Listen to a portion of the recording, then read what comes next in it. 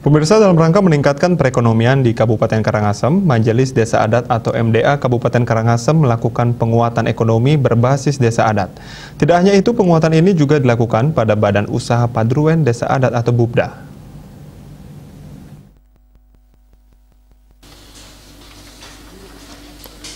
Saat ini Kabupaten Karangasem melakukan penguatan ekonomi berbasis adat. Ekonomi berbasis desa adat ini sudah dirancang. Program ekonomi bangkit ini diinisiasi oleh Majelis Desa Adat atau MDA bekerjasama dengan BKS LPD. Aksi ini dilakukan untuk mengusahakan ekonomi bangkit di Karangasem.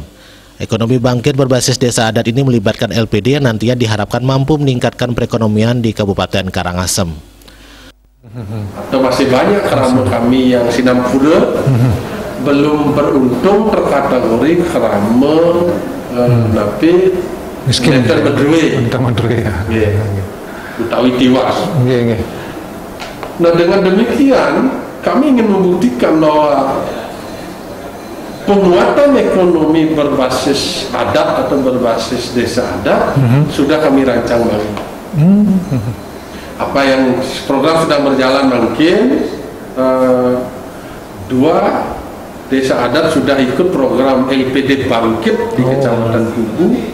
Kemarin juga ada 1 desa adat di Abang ikut program LPD Bangkit. Penguatan ekonomi ini juga dilakukan pada Badan Usaha Padruwen Desa Adat BUPDA.